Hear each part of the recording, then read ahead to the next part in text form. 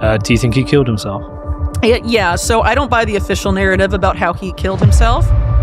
But I also don't want to say I know what happened authoritatively, because I don't think anyone does.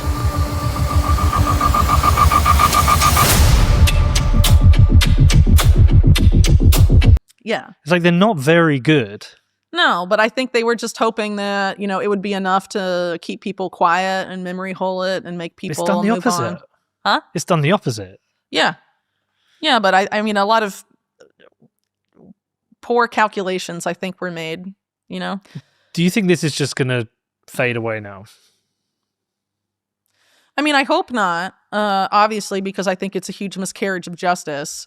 Because, I mean, even beyond the stuff, this is a network involved in extreme financial criminality. There's a lot of weird stuff with Epstein, for example, in the 2008 financial crisis that hasn't been appropriately investigated, which was, in essence, a huge wealth transfer.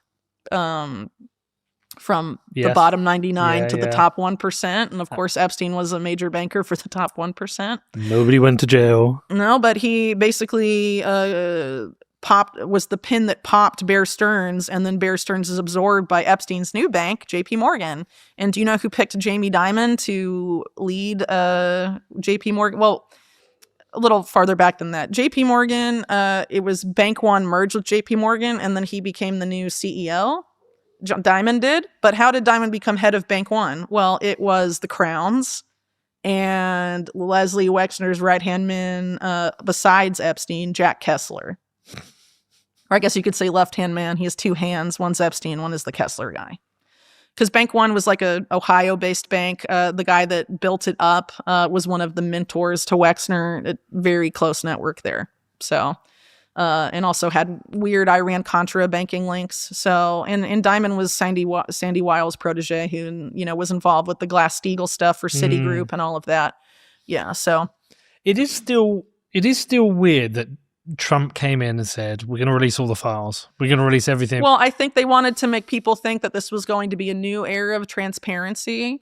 But it obviously has not been that. So some documents have been made that are notable. They've been released about things like the MLK assassination, the JFK assassination. Sure.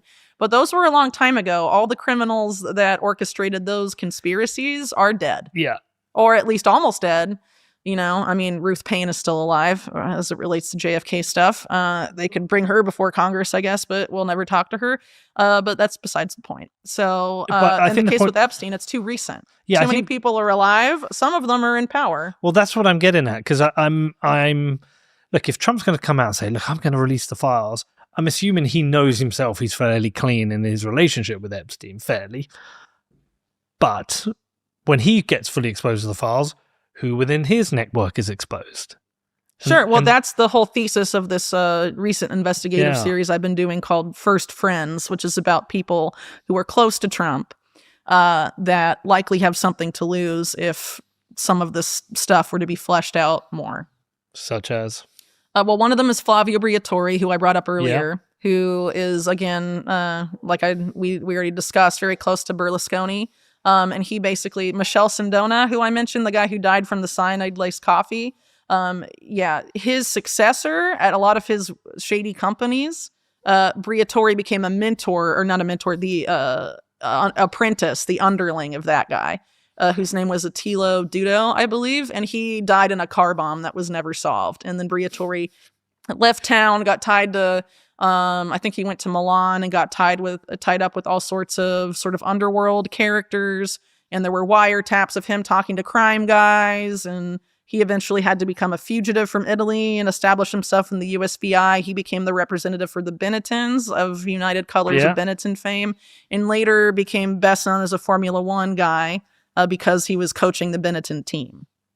And Michael Schumacher was his main guy. But then he got caught, doing race fixing scandals while banking with the HSBC Swiss accounts that were all very suspect. The timing of that overlaps. So anyway, Briatore is one of these circled names, as I mentioned earlier. So Epstein's butler thought they were instrumental, or thought he was instrumental to what was going on there. And at the event where Naomi Campbell says Briatore introduced her to Epstein, you can see a teenage Virginia Giuffre being taken, following Maxwell around like her shadow. I think it was on Briatore's yacht, the party. And Briatore also was close to another Victoria's Secret angel, Heidi Klum, fathering one of her children. And I think his most recent wife after that was a former employee of Berlusconi, who was a model that marketed the Wonder Bra, something like that. But he has a lot of connections to the world of modeling that are, like Epstein, rather suspect. Yeah, I mean, just all through this, like I say, there's this big network of. I talked about these layers. One of the layers seems to be modeling. Yeah, like it's ultimately it's it's rich crazy. guys and their perversions. Well, yeah. So my most recent article on this is about another modeling guy named Paolo Zampoli, who is best known now, I guess, because people have accused Melania and Trump of first being introduced by Epstein. I think Epstein claimed that he first introduced them at some New York fashion event.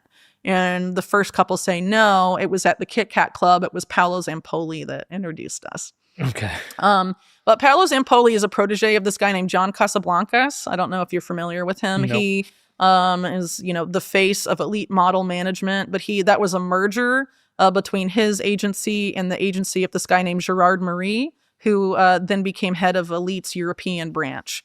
And Marie has been accused of trafficking women, just like Jean-Luc Brunel. The accusations are very similar. One woman accused him of trafficking her to Adnan Khashoggi, actually, in the 1980s. That Khashoggi paid $50,000 just to, meet her, and then she was pressured into having a relationship with him. And basically, a lot of these women, they are taken to these countries with all these promises, and then they are penniless, and to have success in the industry, predatory relationships develop because these modeling executives like Marie demand things if they want to have success. And it's very it seems like a very dark industry if you're looking at a lot of these people at Elite. I mean, including Casablancas, who was accused of exploiting his younger models as well. And Casablancas admitted that his preference was for what he called child women. God. And his third wife he met when she was 17, and he married her that same year. So she was technically a minor in Brazil. There's a huge network of victims here then. Yeah, well, a lot of, it's strange because it seems like Epstein, in terms of his trafficking, I mean, there's the well-known scandal, but it seems like also, Epstein would lure women with promises of paying their scholarships and offering them modeling jobs. And he didn't, for most of the known victims, he didn't do that. He just used that as a lure and then abused them and discarded them. But there were some women that he did do that for. And then they get married off to very powerful people. And some of them are the women he took to the White House. One of them he basically handed off to Trump. That was his girlfriend before Melania. Her name's Selena Middelfart. She's a Norwegian heiress. Another one was Frances Hardin that he passed off to John Doyce, who is a very a commodity trader, very tied up in the network I talk about in my book. An oil trader guy who's very, very sus. And then you have someone like Nicole Junkerman. She's seen on the arm of people like Paul Allen. She's reportedly, used to blackmail U.S. senators on Wexner's UK property with Epstein. And she was Elite Models previously. And then another model, Melanie Walker, she basically is now dating a top guy or married to a guy at Andreessen Horowitz, but she was Epstein's science advisor and then Bill Gates' science advisor. But during a time when Bill Gates said he didn't even know who Epstein was. Strange.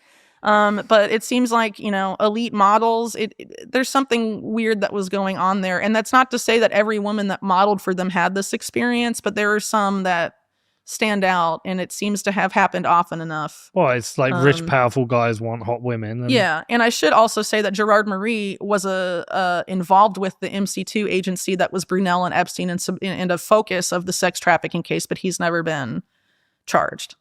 It feels like if the French case is dead in the water, they don't want to go there for some reason. But if Gerard Marie was pimping out, young models to people like Khashoggi, that would be why, It feels like if all of this was released, all the files were released, this would be a complete collapse of the political and financial